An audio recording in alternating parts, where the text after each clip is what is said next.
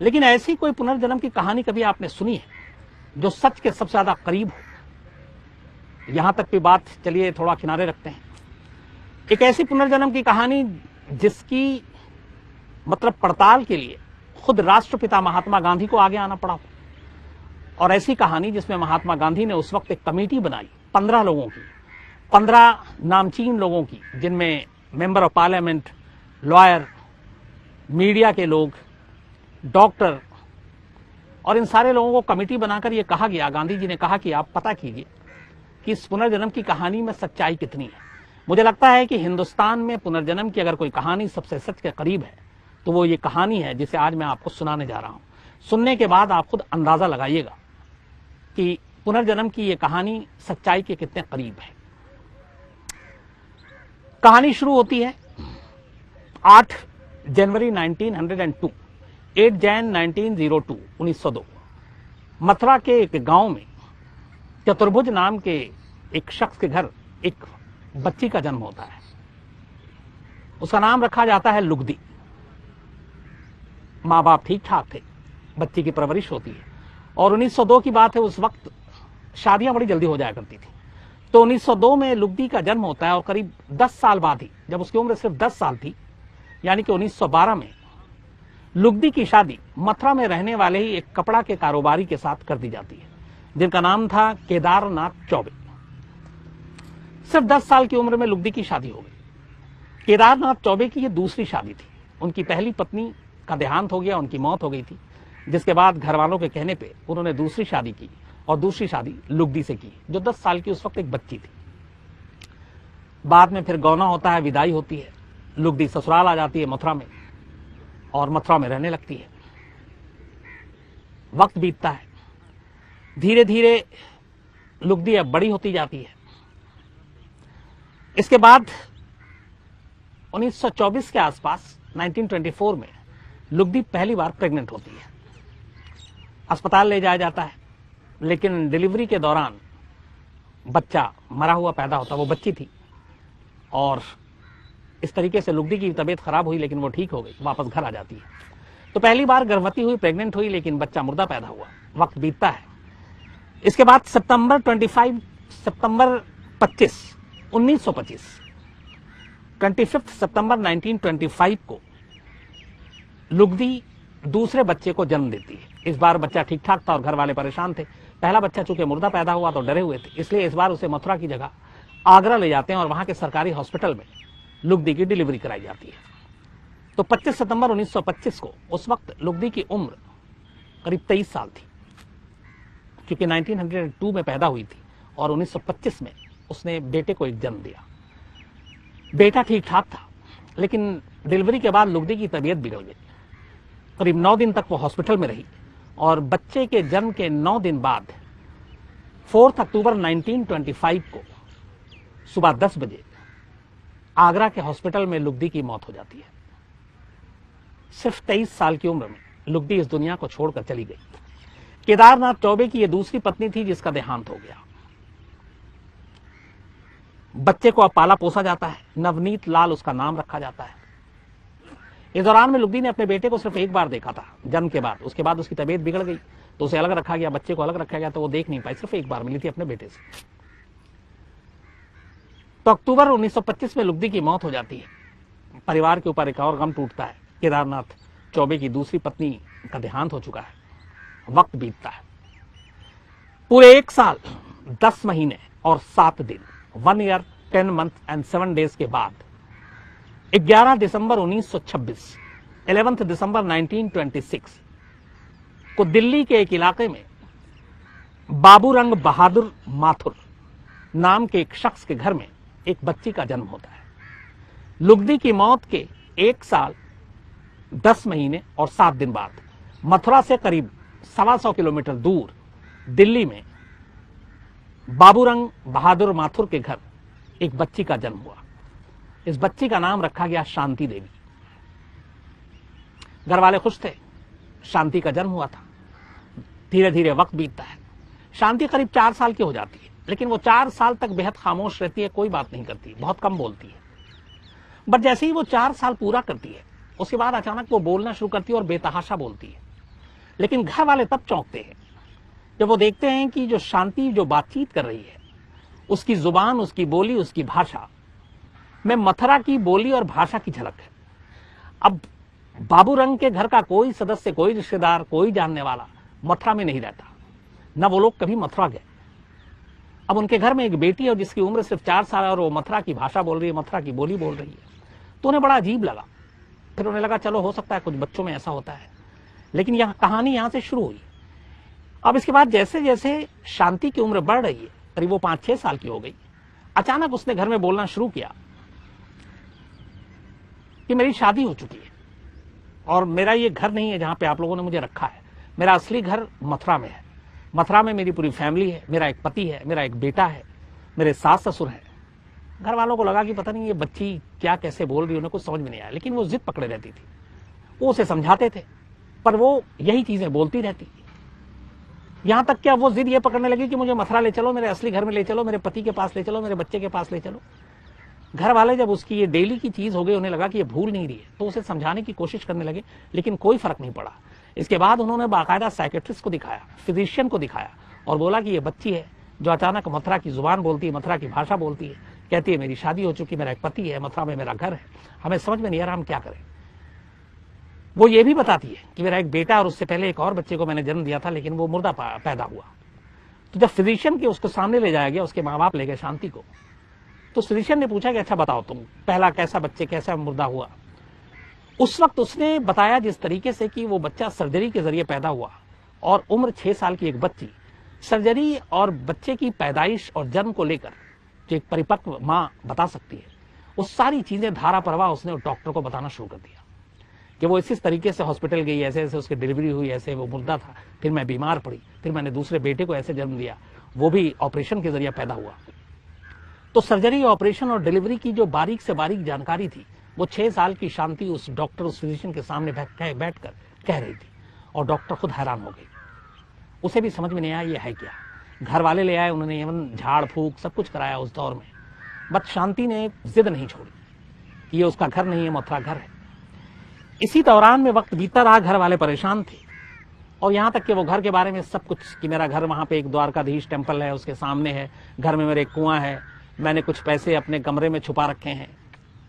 और फिर उसने बोलना शुरू किया कि जो मेरा पति है, मेरा पति बहुत गोरा है, उसके बाएं गाल पे एक मस्सा है बड़ा सा, और वो रीडिंग ग्लास यानी पढ़ने वाले चश्मा लगाता है, पहनता है। अब वो अपने पति के हुलिया और सब कुछ बता रही है, लेकिन उसने कभी ये नहीं बताया कि मेरे पति का नाम क्या है। उससे घर वालों ने पूछा, जब भी नाम पूछते तो वो शर्मा जाती, लेकिन नाम नहीं बताती। अब याद रखिए उस दौर में हमारे देश में पत्नियां अक्सर पति का नाम नहीं लिया करती थी, तो शायद एक ये चीज भी थी, क्योंकि लुगदी की जब शादी हुई थी तब भी उसने कभी अपनी पति का नाम नहीं लिया था। तो यहां दिल्ली में उसके घर वाले उससे पूछते, कहते चलो हम मान लेते हैं तुम शादीशुदा हो, तुम्हारा परिवार है, पर अपने पति का नाम तो बताओ। तुम हुलिया बताती हो, चश्मा पहनता है, गोरा है, बाएं गाल पे मस्सा है, तुम्हारा एक बेटा है। तो कहती नाम नहीं बताऊंगी, और वो शर्मा जाती, कहती मैं नाम ले ही नहीं सकती। घर वाले परेशान होने शुरू हो गए।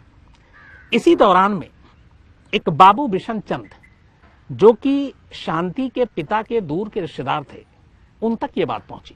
वो दिल्ली में ही दरियागंज में रामजस स्कूल है एक बड़ा मशहूर, तो दरियागंज के उस रामजस स्कूल में वो पढ़ाते थे, टीचर थे। तो शांति के जो पिता हैं बाबू रंग बहादुर माथुर, वो बड़े परेशान, वो उन्होंने इनसे जिक्र किया बाबू बिशन चंद से कि ऐसे ऐसे मेरी बेटी जो शांति है वो लगातार 4 साल से लेकर अब तक 2-3 साल बीत गए, वो जिद नहीं छोड़ रही है, मथुरा जाने की जिद करती है और ये पूछती है। अच्छा, इस दौरान ये हुआ कि एक बार, वो बहुत बार जब उसने रिक्वेस्ट किया, घर वालों ने उसको नहीं जाने दिया। एक बार वो घर से भाग गई। घर वाले बड़े परेशान, उन्हें लगा मथुरा भागी है, तो उसे ढूंढते रहे, लेकिन खैर वो दिल्ली में ही मिल गई। लेकिन भागी थी मथुरा जाने के लिए अकेली, एक 6 साल की बच्ची, लेकिन उसे पकड़ कर ले आया। और उसके बाद ही घर वाले ज्यादा परेशान हो गए कि पता नहीं आगे क्या होगा। और इसी सिलसिले में बाबू बिशन चंद से उन्होंने संपर्क किया और कहा कि ऐसे ऐसे ये बातें कर रही है। अच्छा, इस दौरान में जब स्कूल में उसका एडमिशन कराया गया, तो बच्चों के साथ भी मथुरा की भाषा में ही बात करती थी। वो भी हंसते थे कि दिल्ली में पता नहीं क्या जुबान बोल रही है। तो बाबू बिशन चंद ने कहा ठीक है मैं बात करता हूं। उन्होंने शांति को अकेले में बुलाया और बात की और उसको एक लालच दिया। उन्होंने कहा चलो ठीक है, तुमको मथुरा जाना है, अपने पति के पास जाना है, तुम अपने पति का नाम बता दो, मैं वादा करता हूं तुमको मथुरा तुम्हारे पति के घर ले चलूंगा। शांति उनकी बातों में आ जाती है उसे लगता है कि चलो कोई तो है जो मुझे मेरे पति तक पहुंचाएगा। उसके बाद वो अपने पति का पहली बार मुंह से नाम लेती है और बाबूचंद को नाम बताती है। कहती है कि मेरे पति का नाम केदारनाथ चौबे है और मुझे मथुरा में सब चौबाइन कहकर बुलाया करते थे। बाबूचंद को नाम पता चला। उसने ये भी बताया था द्वारकाधीश टेम्पल के ठीक सामने दुकान है और वहीं पे घर है, तो सारा लोकेशन बताया। तो जब नाम वाम पता चला तो बाबू बिशन चंद ने एक लेटर लिखा। अच्छा, उस जमाने में मोहल्ले में नाम हो और आपका घर हो जहां पे, तो आसानी से डाकिया डाक पहुंचा देता था, मुश्किल नहीं होती थी। तो उन्होंने एक लेटर लिखा, केदारनाथ चौबे, द्वारकाधीश मंदिर के सामने दुकान ये, और वो लेटर पोस्ट कर दिया। और उस लेटर में उन्होंने लिखा कि एक ऐसे बच्ची है शांति, जो अपने पुनर्जन्म की बातें बता रही है और वो कहती है कि आप उसके पति हैं और उसने ये चीजें बताई हैं कि घर में एक कुआं है, द्वारकाधीश मंदिर के ठीक सामने दुकान है, कपड़े का दुकान है, घर है, आपका एक भाई है, उसका एक बेटा है, एक बच्ची पैदा हुई थी, वो मुर्दा पैदा हुई थी। तो ये कितना सच है। ये लेटर पोस्ट कर दिया। लेटर मिलता है केदारनाथ चौबे को मथुरा में। वो लेटर खोलते हैं, पढ़ते हैं और हैरान हो जाते हैं, क्योंकि इस लेटर में जो कुछ लिखा था शांति देवी के हवाले से, वो पूरा का पूरा सच था। इधर हालात ये बदल गए थे कि लुगदी की मौत के बाद केदारनाथ चौबे ने तीसरी शादी कर ली थी। पहली बीवी तो मर चुकी थी, तभी उन्होंने लुगदी से की। लुगदी की भी मौत हो गई तो उन्होंने तीसरी शादी की। तीसरी शादी करने के बाद अब ये लेटर उन्हें मिलता है। पढ़ने के बाद उन्हें लगता है कि ये जो भी है, ये बहुत सारी वो चीजें हैं जो किसी को मालूम नहीं, लेकिन शांति देवी बता रही है तो क्या करूं। इस लेटर को पढ़ने के बाद केदारनाथ चौबे ये फैसला करते हैं कि वो खुद तो नहीं जाएंगे, लेकिन अपने कजन को भेजेंगे, एक चाचा के बेटे को, कि जाकर वो मिले शांति से दिल्ली में और पता करे कि वाकई सच्चाई है क्या। तो उनका जो कजन थे पंडित कांजीलाल मथुरा से दिल्ली आते हैं। दिल्ली आने के बाद वो मिलते हैं बाबू बिशन चंद से। बाबू बिशन चंद उनको लेकर शांति के घर पहुंचते हैं। शांति देवी के घर पहुंचने के बाद कांजीलाल को यह कहकर मिलाया जाता है कि ये केदारनाथ चौबे तुम्हारे पति शांति, और उस वक्त शांति की उम्र थी करीब 7 साल। तो केदारनाथ ने अपने कजिन को दिल्ली भेजा। उस कजिन को लेकर घर वाले शांति के पास पहुंचे। उन्होंने कहा कि ये लो, ये हैं केदारनाथ चौबे जिनको तुम अपना पति बताती हो। शांति देवी देखती है कांजीलाल की तरफ, मुस्कुराती है और शर्माती है। तो पूछते हैं घर वाले कि तुम शर्मा क्यों रहे? तो कहती है कि ये मेरे पति नहीं है, ये मेरे पति के भाई है। ये सुनते ही पूरे घर वाले मतलब चौंक उठते हैं। उसके बाद ये तय हो जाता है कि वाकई ये सही कह रही है। कांजीलाल कहती है, जो बताते हैं कि मैं तो वाकई कजन हूं, लेकिन शांति देवी को कैसे पता? अब यहां से कहानी घूमनी शुरू होती है। कांजीलाल फिर बैठ के बहुत देर तक शांति से बात करते हैं और शांति सारी चीजें बताती है। उस वक्त की कजन थी, जो कि मिली थी लुगदी के तौर पर। तो हर वो चीज, चाहे वो घर के सामान हो, घर के कपड़े हो, गहने हो, क्या पहनती थी, क्या खाते थे, क्या पसंद था, दुकान कहाँ थी, कब कहाँ गई, वो धार्मिक थी, उसने कई तीर्थ स्थान पे भी गई थी, उन सारी चीजों के बारे में शांति देवी कांजीलाल को बता देती है। कांजीलाल बिल्कुल ही एक तरह से पागल होता है कि ये वाकई वो चीजें हैं जो लुगदी को पता थी। वो वहां से वापस भागते हैं मथुरा, और मथुरा जाने के बाद केदारनाथ चौबे से कहते हैं कि मैं जिस बच्ची से मिल के आया हूं और उसने जो कुछ बताया है सचमुच वो पुनर्जन्म है और वो लुगदी ही है। ये सुनने के बाद अब केदारनाथ चौबे के मन में भी एक अजीब सी हलचल उठती है कि वो चल के उससे मिले। आखिर कौन है जो सब कुछ जानती है और जो दावा कर रही है कि वो उनके पिछले जन्म की पत्नी है। इसी के बाद 12 नवंबर 1935, 12 नवंबर 1935 को केदारनाथ चौबे अपने बेटे नवनीत लाल और अपनी मां तीनों को लेकर दिल्ली पहुंचते हैं मथुरा से। मथुरा आने के बाद ये लोग शांति देवी के घर पहुंचते हैं। शांति देवी के घर पहुंचने के बाद अब इन्हें मिलाया जाता है और इस बार फिर झूठ बोला जाता है शांति से। केदारनाथ चौबे सामने खड़े हैं और शांति से कहा जाता है कि ये तुम्हारे पति के बड़े भाई हैं। इस बार शांति देवी पूरी तरह से शर्मा जाती है। शर्माने के बाद नजरें नीची कर वो कहती है अपने माँ बाप से कि नहीं, यही मेरे पति हैं, यही केदारनाथ चौबे हैं और मैं इनकी चौबाइन हूं और ये मेरा बेटा है। अब अब सारे लोग फिर सिहर उठते हैं। तब केदारनाथ चौबे पूछते हैं कि ये बताओ, जब तुम्हारा बेटा पैदा हुआ था तब मुश्किल से तुमने एक बार देखा, उसने जब जन्म ही लिया था, और अभी जब ये मिलने के लिए आया तब उसकी उम्र करीब 10 साल हो गई थी, तो तुमने कैसे पहचाना कि ये तुम्हारा बेटा है? उसने कहा, मां हूं, जन्म दिया है। 7 साल की एक बच्ची कह रही है, मुझे देखते ही एहसास हो गया था कि ये मेरा बेटा है। और कमाल ये देखिए कि 1935 में जब नवनीत लाल 10 साल का था, जब ये मिला शांति देवी से, और शांति देवी का जो अपना बेटा बता रही है, तब खुद शांति देवी की उम्र 9 साल थी। 9 साल की उम्र में पहली बार केदारनाथ चौबे उसके सामने खड़ा और उसने कहा, ये मेरे पति हैं। और नवनीत लाल जिसकी उम्र 10 साल है, वो बता रही है कि ये मेरा बेटा है। इसके बाद बहुत सारी बातें होती हैं। चूंकि केदारनाथ अपनी मां के साथ आए थे, जो शांति देवी के हिसाब से उनकी सास है, तो उसके बाद उनके घर वाले कहते हैं कि चलिए आप लोग को खाना बनाते हैं, खाना खाइए। तो शांति देवी कहती है कि खाना आज क्या बनेगा? कहती है, मेरी सास और मेरे पति को क्या पसंद है, और वो चीजें बताती है, आलू के पराठे, इसके अलावा घिया की सब्जी, वो जो सब्जी और रोटी और ये सारी चीजें बताती है, वो सारे फिर चौंक उठते हैं, क्योंकि केदारनाथ चौबे और उनकी मां को वही चीजें पसंद थी जो शांति देवी बनाने के लिए कह रही थी। इसके बाद इतना ही नहीं, वो अपनी मां से कहती कि मेरे पास जितने खिलौने मेरे रखे हुए सब उठा कर ले आओ, मुझे अपने बेटे को देने हैं। फिर वो खिलौने मंगाती है। इसके बाद ये लोग खाना वाना खाते हैं। अब रात को जाने का वक्त आता है। केदारनाथ चौबे घर वालों से इजाजत लेकर कहते हैं कि शांति देवी से कुछ अकेले में बात करनी है। वो उसे अलग से ले जाते हैं। फिर उससे वो अपने संबंधों के बारे में बातचीत करते हैं, एक पति पत्नी के तौर पर। शांति देवी हर उस संबंध के बारे में जानकारी देती है जो शायद उन दोनों के अलावा तीसरे किसी को नहीं मालूम था।